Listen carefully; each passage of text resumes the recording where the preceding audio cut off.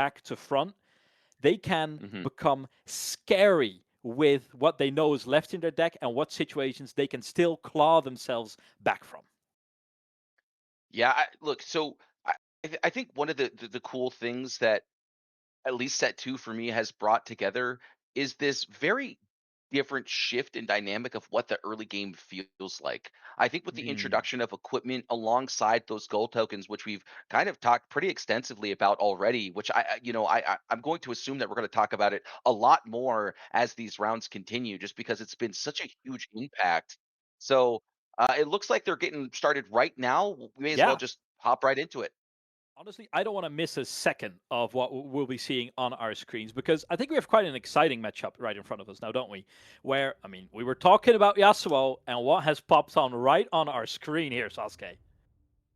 It looks like Yasuo right there. Unfortunately, not quite the treasure hunter that we were looking for, but instead a traveling merchant, which is going to be able to still trigger those moves that Yasuo really likes to utilize here. So first move going to be just getting rid of a traveling merchant, be able to find himself another card, potentially even using that move to bring it right back to base to get another move again on the next turn. Yeah, and when we are looking at Yasuo on the play, they did get to go first. And what does that mean for Yasuo? What advantage is there? Because it's not really an aggro deck, but how does it still make full advantage of the fact that they have that little benefit of getting to go first? Well, it just means that you get to get that Yasuo out that one turn sooner rather than your opponent getting it out that one, having their tempo kind of card that one turn sooner. So the ability to attack, remove one big threat, do it again and again and again, it really kind of amplifies as these turns continue. And just being able to utilize Yasuo's Legends passive as much as possible, really just kind of what he's looking for as well. And then obviously on the Fiora side, anytime you get to make a unit mighty, you get to recycle a rune, you're really just utilizing that legend as much as you can, which I think that's kind of the goal of Fiora, make as many mighty units as you can. Yeah, I think you're right on the money there. And when I see decks that are fielding higher costed creatures, my heart starts to race because it is a risky setup to be playing in. It really feels like there are plenty of eggs in only a handful of baskets. And especially when you are facing off against Chaos, I am sweating just that little bit. Now, Fiora, we haven't seen a whole lot of her. This might be the first time that a lot of people are seeing Fiora enter as a legend itself. Now, I'm going to walk you through it. When one of your units becomes mighty, you may exhaust me to channel one rune exhausted. We are growing, we are ramping, and I think that is exactly in the realm that especially when you're playing body, really wants to be playing at. Plenty of cards to buff it throughout the game. Is there something that you will be keeping your eye on while we are looking at Fiora? So I think for me, Trinity Force has really been a big standout card that I think a lot of people weren't initially expecting to be as good, just because when you read it Mhm. at first, you're like, oh, four to use that effect, that seems very And costly. for those not Uh, engaged, that effect, what does that entail? it's plus two might, so it's four to play, and then you have to pay one power to equip it. Yep. But give a unit plus two might, and whenever it holds, you get an extra point. So it's a huge impact that it has, but it's very costly in terms of its cost. However, Fiora wants to make its units mighty, has a lot of three might units. That plus two gets you that extra might range, but it also enables you to have strong holding effects. And the more Trinity forces you have, the more points you get. So you don't necessarily need to conquer both battlefields. You just need to hold one, and it really shifts the dynamic of the game. And because that is the thing that always worries me a little bit, because I feel like order and body have gotten a lot more tricky in the skirmish phase, right? When they're facing off, they get very tricky. And when you are investing so much into such an orchestrated play, I think you're kind of giving away a whole lot of information, and you're kind of telling your opponent, all right, this is what I'm going to do. Now it's up to you and go fix it. And with all the extra answers that have revealed themselves in set 2, especially in Chaos, but also when you look at Fury and other order decks, Do you feel like this really warrants such a big investment unless you can back it up with like major displace effects or to make them pay that extra power? So the Trinity Force, right? I guess I'm not really sure. I'm understanding the question here. What I think is being asked here though is that cost of paying the power worth it for the Trinity Force? And me personally, I have to say yes, just because they're you're in I'm body gonna as make it well, a and you little have deeper than that. It's not just the power; it's okay. the fact that you are giving away so much of your flexibility and reactivity, which makes body and order for me so scary to play against. When you give that up, even for just a turn, to really be smacked down, is it too much of an investment that can blow back on you? I see. Well, I think with access to cards like Punch First, it gets a lot better. Yes, you don't Mm, have as many runes to work with. However, you have these incredibly impactful cards that you didn't have access to before that are incredibly difficult to deal with. Uh, Punch First only has a handful of answers, and they all actually reside in Chaos. So it is going to be up to this Yasuo player to find the right moments to use those answers in Rebuke, in Switcheroo. And besides that, it's going to be very difficult to break through this wall, especially because now that there's two sets on board, there's a lot of punishing, turns that can come about here. yeah, We're gonna have to find out and not just how. that. They're not just sets; they are buffed sets. So having the opportunity there to turn into 8 might, 9 might is incredibly scary. However, with the Guardian Angel on the field, ready to make life just that little bit easier for the Yasuo, you are looking at this wandering assassin almost that can really strike before Sek can even get in a boxing stance. Now, will he make use of it? He will be making his way into the battlefield to take care of Set even before combat can commence. And like we said here before, when Body and Order kind of gives away so much room and they tap out, they do become a little bit vulnerable. That's one of the biggest difficulties with Body and Rune is because, both of these colors feel very proactive, that it oftentimes is very hard to hold up that rune. I mean, Set cost 5 himself. He also requires you to pay 1 power. Luckily, the Fiora does allow you to recycle upon entry of the set, but in the same point, you're not ramping at all. You're just not losing that 1 rune that you otherwise would have lost. But so now double Call to Glory is going to be the response for this Yasuo to try and break away this Guardian Angel. But yeah, I mean, this is a huge expense for just a Guardian Angel. Yeah, I mean, it opens the door a little bit for the next set to take care of things, right? And it will mean that he will get another point as well. Hold on to that objective. That might be the other thing that you're keeping in mind, just to keep him chugging along just a little bit longer. But he will be biting the dust after the initial damage from Yasuo as well. So that is quite the expense, but also opens that door for that extra level of tricksiness that I think Body and Rune can really put to the table. Even when they are tapped out, you are not always fully safe. I mean, Call to Glory is definitely just one of those answers here. This Doran's Blade is going to be an effective use here. Allow that Fiora to trigger just that once more. Save that, rune once again here. And now sets up to 6 might. He is going to be able to take the battlefield once again and hopefully find himself another card that might be a little bit more useful with the effect of the Sunken Temple. And another it is buff. going to cost him 1 rune. He does get that buff, like you said.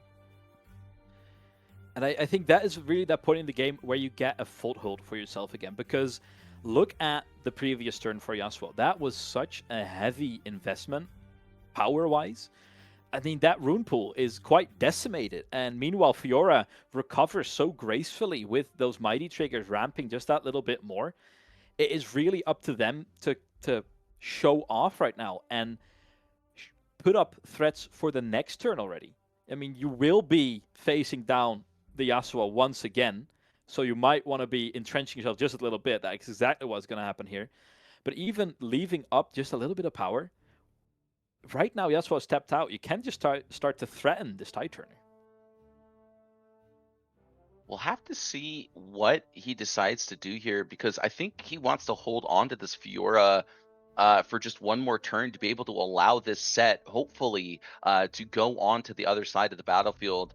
One, return it to the base, target it with some sort of effect, and then use the Fiora effect to then ready the set, allowing him to get to the other side of the battlefield, and then hopefully find some other points a little bit later. Or maybe he's just, we're not sure if maybe he potentially even just wants to sit and wait for a little bit here, knows that he doesn't really need to do this until he gets to that 7-point threshold. And that could be potentially what he's going for as well. Yeah, and I feel like when you are quietly scaling into the later parts of the game, that is a game state where I think both of these decks are not too wary of. I think both the Fiora is very comfortable just putting out these larger threats, ramping up, make sure you can maybe hold on to those cards a little longer, which a Fiora, funnily enough, can do actually quite well. Because of those more expensive cards, you're really quite efficient with even a small amount of cards in hand. Now, with the Yasuo, scaling quietly is exactly where you want to be. The closer you can get to those 7 points without having to do any major investments, the more comfortable you are because you have so many options available to yourself and even a shot at winning the game without having to put up a major fight once. Absolutely. So we're going to have to see what happens in response here. This Yasuo has been playing this very patiently. And so now this Fiora from set 1 is going to get put down onto the battlefield. A Pit Rookie is going to follow, which means that this Fiora is going to get a buff, make herself mighty. And that means that that one more rune gets to be channeled, exhausted. And so now it's going to be up to, Grizzler to kind of...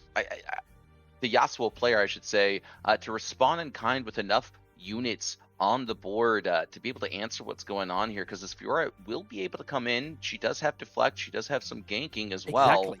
And that is so important because look at this Yasuo's mana pool, right? The rune pool, my bad. When you have to answer deflect, you definitely have the answers for the Fiora here, but the cost that it will take from you, right? Even the Yasuo cannot take care of this cleanly without having to get rid of those runes.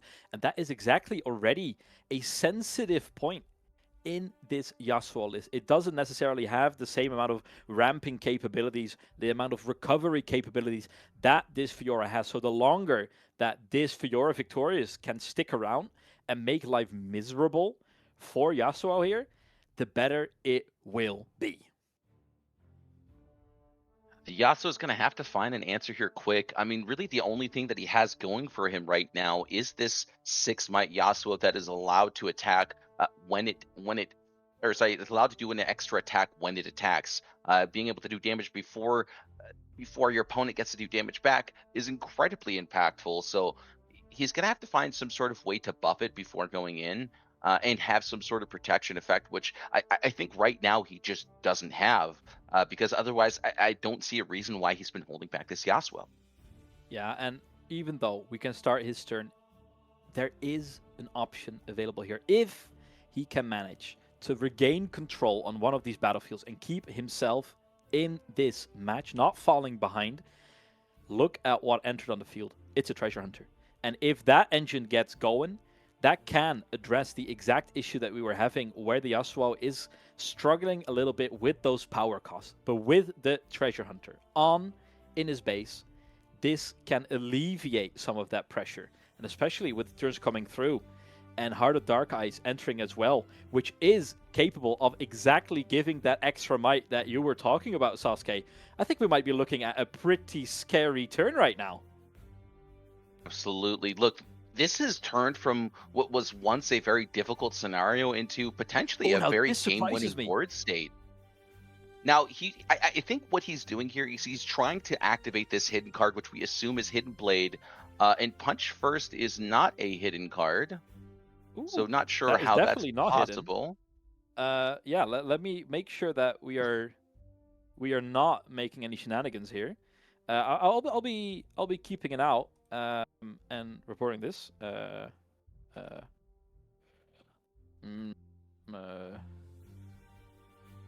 So we we brought it to the attention. When we have updates, we will definitely notify you. Could have been a misclick, but we will be keeping you updated. Play continues just for the moment. So we're just going to continue, and I've brought it up to TOs here. If we get updates, you will hear us, or how this got resolved exactly, we will let you know. For the moment, we will be continuing as you are seeing on your screen. Okay. Yeah, I'm a They little might bit have just interested voided because it, he to be does honest. have also the runes to play the hidden or the punch first.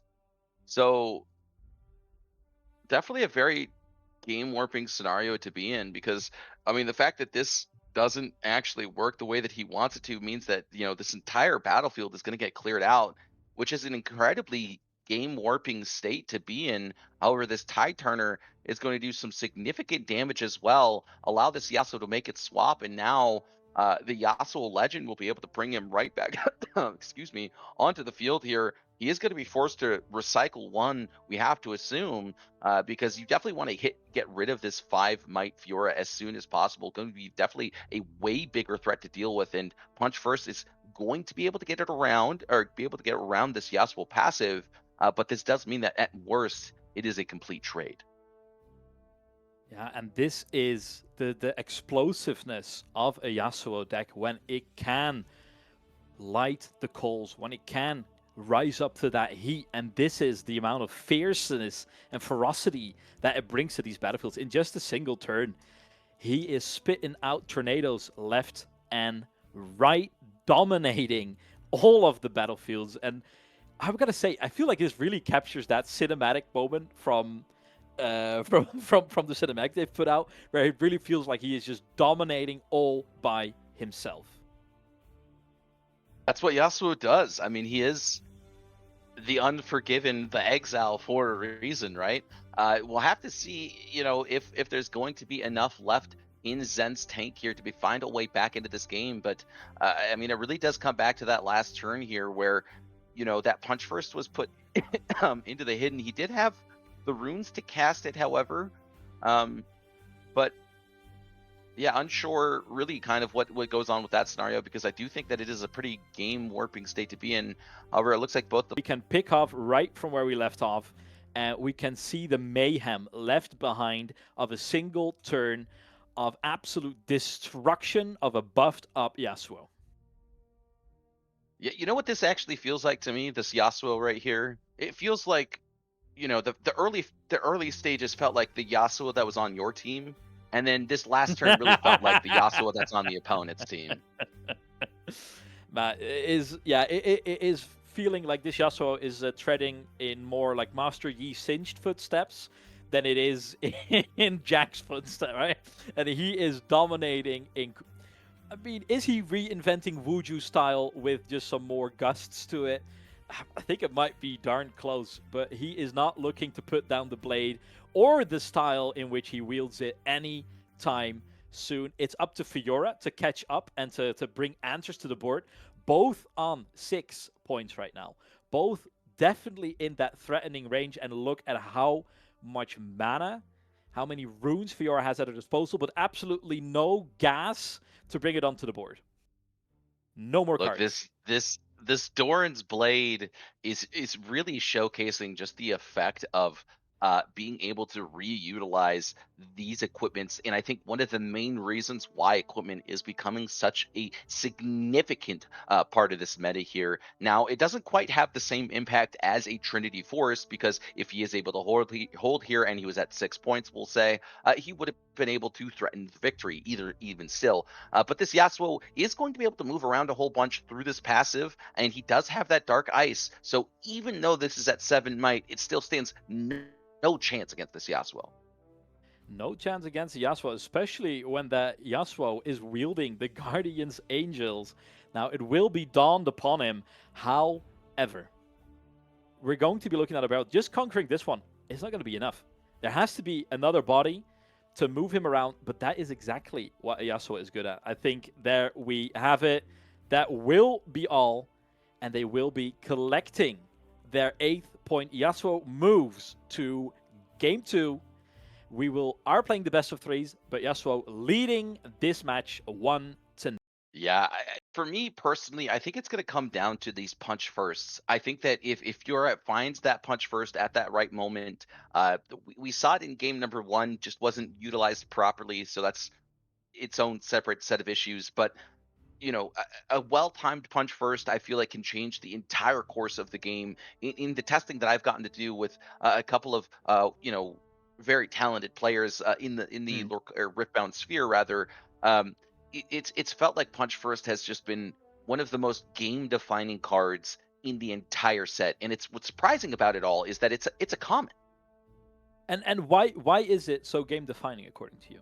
Like what makes it that? I mean, because we can all see the card. It's a big buff, and that you cannot be denied. So we get that, but why is that so pivotal? Why does that? Is that something we've been really looking for and yearning for? Look, it's just one of those things like you didn't know you needed it until you got it. It helps you push so hard into the late game, so it helps your offense incredibly well. Not to mention, it also helps you hold in those pivotal moments. +5 stats for one energy is so significant. I've had Yi players at 3 runes just use it on the second turn, completely gutting all of their runes, but they still won the game because they had a Trinity Force on their Stalwart Poro and got 2 points, got 2 points, got 2 points, and he recovered his runes finally, but he was already sitting at 6 points. He didn't have to commit anything further, and this is one of the reasons why I feel like that kind of card has that kind of significant impact. And why is it so much more?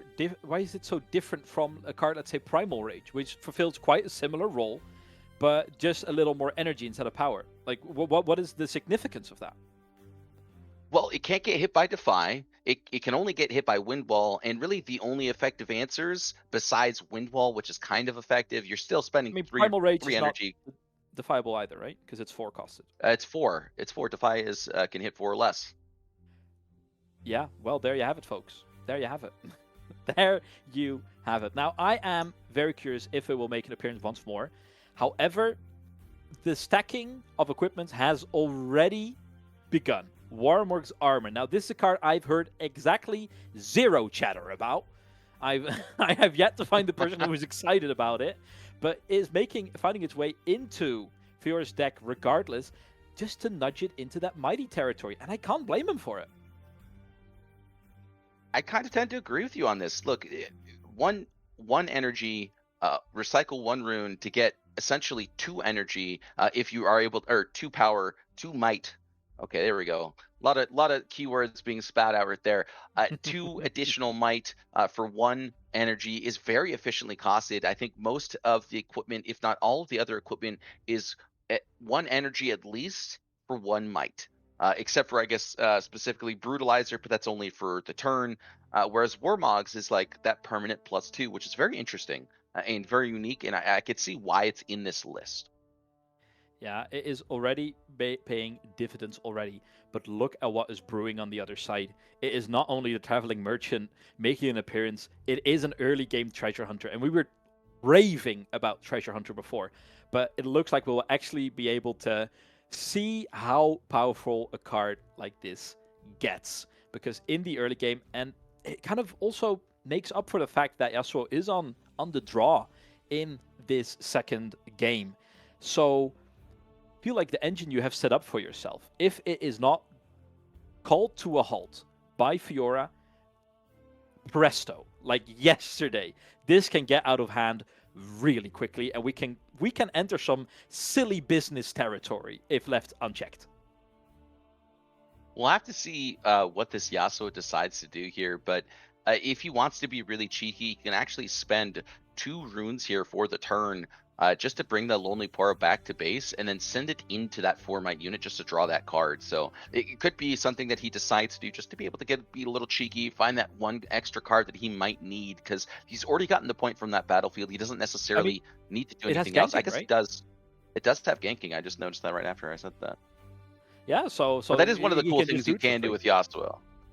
Yeah, I mean, imagine what he can do with any other battlefield, huh? That is where we get into real silly territory. Now, this is a big investment, and we see Draven Audacious. Now, we have seen a lot of Draven the Legend make their appearance, but this is my first Audacious Draven entering, and it is fielding some deflect of its own. And I have seen a lot of chatter about this card. Now, just to walk you through it, the first time it wins a combat, each turn it scores a point. However, when it dies, choose an opponent and they score 1 point, equaling out the score, worst case. But with the amount of Guardian Angels I have seen flying around, things are on the brink of getting really unfair really quick. Look, one of the things that makes this Draven so interesting is that it turns fight or flight from a potentially I win a combat to potentially I win a combat and get 2 points. That is a huge buff, and it's one of the reasons why this card has been talked about so much here. Now, this Lucian is going to be able to get this Warmogs, and it isn't mighty, which means that this Fiora isn't going to be able to ready this Lucian just yet. However, if he finds a way to get just one more card to put him into that 5 might range, then he can ready him, get onto the ganking battlefield. If he wants, he can use Lucian's ability to ready and then bring him right back to the base, keep him nice and safe, and do that again over the next couple of turns.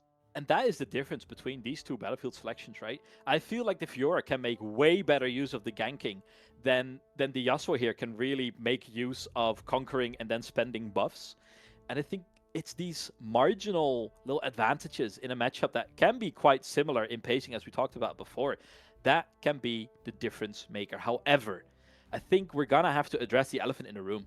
There have not been many mighty units yet for Fiora. And that does mean that these runes are not getting out of control anytime soon. And I think that is really problematic. When Yasuo can field similar amounts of energy into these turns, that do become quite scary. Now, this is a problem. And I think you might think about that once or twice over, because there is still energy open on the side of Fiora. And that feels like quite the commitment from the Draven to make. That is quite the mountain to climb. And I'm not so sure if he will get out scot-free just yet. Look, this is exactly what I'm talking about here. Because now, look, the fact that he has already just 2 runes available means that Grizzler has to sit here and think, do I beat Punch first? And if the answer is no, then you can't go in there. And that's one of the things that I think is really going to get instilled over these next few weeks is, can I beat Punch first? It has been such a devastating effect so consistently for so many players, myself included. And while it isn't being used right now, this Call to Arms is doing a great job of just getting that additional +2. He's going to be able to trigger that Fiora if he wants as well. And the still Call of got 3 Glory, cards in hand. the extra 3 might is actually very important here. But is it going to be enough? There is still energy left. So we might not be through just yet. And this really is that pivotal moment in the game where the engine starts to chug just that little bit. Now, what is the answer coming through? Because fight or flight is definitely still an issue in this situation. And I think when you look at the rune pool for Yasuo here, they are very much willing to bite that bullet. That is exactly what we are seeing, and what a nightmare scenario you are in right now. If there's no Punch first, you are looking at big trouble. Look, the other thing that he can do is riposte here. We're not sure how many people are actually on that Fiora card. It is the signature. It will be able to cancel or counter the fight or flight. However, it doesn't look like he has it. And so now this is the ultimate nightmare scenario. Yeah, well, it's a tough pill to swallow because, I mean, that is such a major swing in points, putting him up to 5. And still, now you are having to address issues on both of your battlefields. And even you cannot really capitalize on this very easily because he can recall the Draven. Not with recall, of course, but it can with the Yasuo Legend ability. Getting Draven back into safety and just putting more of a throwaway character on it if needed at all. Yeah, and now, unfortunately, because of this fight or flight, not even Punch first gets over this wall here. And so, yeah, look, Grizzler timed this very well with the Draven, understood that he actually did have the ability to fight through a Punch first, was trying to bait it out with this initial attack and the discipline, doesn't end up finding it, but now Hidden Blade is going to be the response. And Defy has to be the only answer, and Hard Bargain, I guess, another answer in response. Yeah, a new card making the introduction, and I've seen people doubt this card, whether it should belong in there, whether it is even a proper card to play at all. But it is absolutely game warping right now.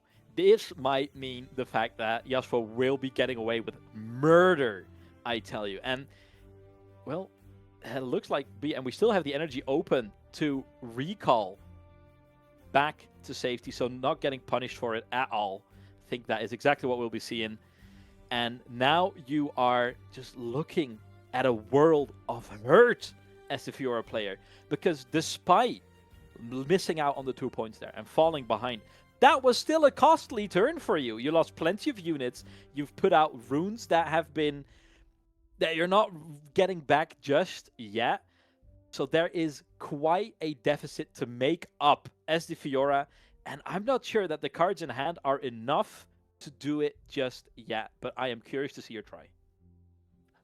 So just a quick side note, actually, the 2 might unit on the far right, I don't remember her name, not the pit rookie, but she actually was buffed. She still did have her buff, and when you put it in hand, he removed the buff. Forgot to put it right back on there. So definitely an important thing to keep track of here, as that Warmogs did buff it initially, and definitely does deserve to have that, because it might be a drastic change, and want to see what gets buffed here. It looks like it's going to be dilution here, all the way up to 5 might. Might have been used by the Call to Glory, right? You need to expend the buff for that. The pit rookie had a buff that was used for, or sorry, the Trifarian Glory Seeker was the one. Well, it's tricky to keep up with all the triggers happening all over the field, especially with the new set entering. So, we are. I personally am cutting these players a lot more slack than I would have done maybe a week or two ago when we were playing in the set for a few more months. You had more time to get more familiar with these decks. So, I implore everyone watching to follow a similar train of thought. Now, I think when you are looking up in this situation, what is a possibility for you? I think the fact that Yasuo was on the play and has completely swung this game to favor a more Yasuo-oriented style of development, I think you're feeling very comfortable here. Now, we don't have many cards as Yasuo here. So what are the next set of moves that we have to prioritize? And not specific cards, but just what is a like sub-goal that we are trying to reach in our very next turn? Well, I think for me personally, if I'm this Yasuo player, I'm mostly just looking to try and close out the game here on this next turn. Draven's going to be able to get me 2 points, and there's an open battlefield right now, so this Treasure Hunter can steal away that last point for me. And if I'm the Yasuo player, I'm feeling and sitting very pretty. 3 cards in hand right now, could be able to draw himself all the way up to that 4th card, as well as going to be going all the way up to what looks like 8 to 10 runes. So he has plenty of space to just play this Yasuo, clear out the battlefield just a little bit before finding and finishing out this game. While there is 4 runes available, there's only 2 cards in hand, so not necessarily interaction cards. Yeah, and I think it's really going to be quite pivotal if we can land more Guardian Angels. If we can have some sort of way to make sure that we are actually pushing it to the absolute limit. Now, I think you can tell that Fiora is really making a last stand type of hold. They will be passing with not all the units entrenched just yet. And I think it all boils down to Yasuo, what can you get done?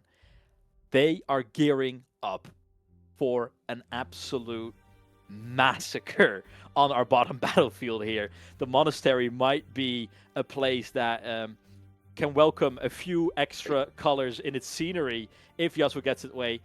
There he is. Now, what can they get done? Cannot use 4 gold tokens there. Can't use the gold token because it's exhausted, and gold does exhaust itself to be killed there. So just got to be sure about recycling properly here as both players. I understand that this is a new mechanic. I'm not harping on them. Just want to make sure that, we're maintaining the proper board state. It has to be called out. People are watching as well. When you're on the feature table, you have a bit of an exemplary role. Let's be real here. Fair enough. And here they go. First strike enters, and with just 2 energy left, you're gonna have to really scratch your head a little bit, figure out and make sure that you are going through the motions in the right order. 2 cards in order and body. It's not a lot, but it can prove deadly all the same. Yeah. Now this No Yasuo answers just gonna coming get through that just yet. trigger, gonna be able to clean up pretty much everything here except for maybe one of these 2 units. That 6 damage not being able to be interacted here with that punch first. I think that's one of the things that's made Yasuo so much better is that on attack trigger before you can use these action effects feels a lot better here. So now discipline going to be utilized as well, and Yasuo going to be able to trade with this entire field, which does mean that some sort of effect is going to be utilized, and that is going to be the riposte, which means that this Yasuo isn't going to be able to clean up the field as much as he'd like anymore. However, I mean, it is you are putting on a band-aid on like an absolute massive gash, right? Because even if Yasuo does not manage to hold on here, the fact that Draven can come up and over and secure it all the same is the real issue here, right? This is a scouting party. The cavalry is yet to come. yeah, this is the most devastating situation you can be in here if you are this Yasuo player. Not sure how he managed to get himself all the way up to 7. Oh, it's just a visual It's bug correct. there, but yeah. But that will take care of just that, and with just a single card left in hand, it is gonna come down to the wire. And it is quite a gamble to make here, really, because if you do not manage to win this very turn, then suddenly Fiora is looking at 7 points, right? 1 for holding, 1 for getting rid of the Draven, and there's no more energy available for Yasuo here. Yeah, they think better of it. And that really shows the threat a single card has in body and rune. That punch first, even when it's not being played, the fact that it can be played is such a deterrence. It's such a scary card. Look, the fact that it just costs 1 rune is what makes it so difficult to play around. You need so few resources to be able to utilize such a powerful effect. It's incredibly terrifying. Yeah, they are not out of the woods just yet. Truly living to fight another day, buying yourself some time, because this threat of the Draven has to be addressed. And we are running into that similar issue that we had before, where Fiora is just simply running out of cards to play. And I feel like the curve of this Fiora deck is a little bit lower than we are maybe used to seeing from body decks. And you burn through your cards so much faster when you are ramping every turn, every other turn. So you're gonna have to keep in mind how that affects your card draw that you are bringing to the table. Now, they are gearing up one more time. They will be ramping one more time, and I'm just gonna assume that they will be looking to put up a hold like we've never seen before. But at what cost? It's gonna be It's difficult. gonna have to be It's more gonna be convincing than last difficult. time. And they have less resources than last time. It feels hopeless, but what a heroic tale it could be if they do manage to hold on. Look, I'm here with you. It feels so doomed. 1 card remaining in hand. We have to hope that it's a punch first, because otherwise, I mean, how else do you expect to hold if you can't get at least 10 might here? But now the Fiora is going to come in, deny that treasure hunter the extra point, allow himself to be at that 7-point threshold, which means that it's going to be just that little bit much more difficult. Fiora is going to be at that 6 might threshold, which means as well that this Draven has to find a little bit extra to be able to come in and attack there. So it's I think it's at this point just going to be down to this Hirana, but he has to find a way to fight through this punch first. If it's not a punch first in hand, he might be able to just win it. I mean, even with the punch third, I feel like the fight or flight is so scary. The fact that there's only 2 bodies left. You can even have more of a scouting party once again, feel out the threats here. And it is really just a threat that they are holding on to. We're going to see another ability used now. Moving friendly units around. Here we go. What do you have up your sleeve? And I think that they are choosing a fight with only a single body here. They are looking to come down guns blazing, and you're gonna have to imagine there are more tricks hiding up their sleeves. Run me through the options, Sasuke, before it's all over. I just don't know what else you got left in the gas tank. I mean, unless it's exactly riposte here and there's no defy, then that is going to be it. But unfortunately, here for the Draven, it is going to be challenge. So now, I am curious how the what's is that it? Is that all she wrote there? It looks like that is going to be the case. Now, there was an actual opportunity for Zen to use the challenge on his 2 might unit there to get 2 damage onto that Draven and then have the Fiora trade with Draven, and that might have been able to get him over that hump. But I guess deciding against it here, not sure who was able to win that there. But because no other cards were shown, I'm going to have to assume that Zen takes it here. I've put it out, and we will get confirmation on that soon. But I think for now, we can be under the assumption that Zen actually snatches it there. Because I feel like if Grizzler has the wings to take it down, oh, no, I feel like they might have communicated that there were more answers left in hand. We haven't seen them yet, but we are getting confirmation. The Yasuo did take it down 2-0. Look, that was a pretty devastating round. It looks like maybe the Fiora matchup is very unfavored here. There was just so many so much gas in the tank there for that Yasuo player.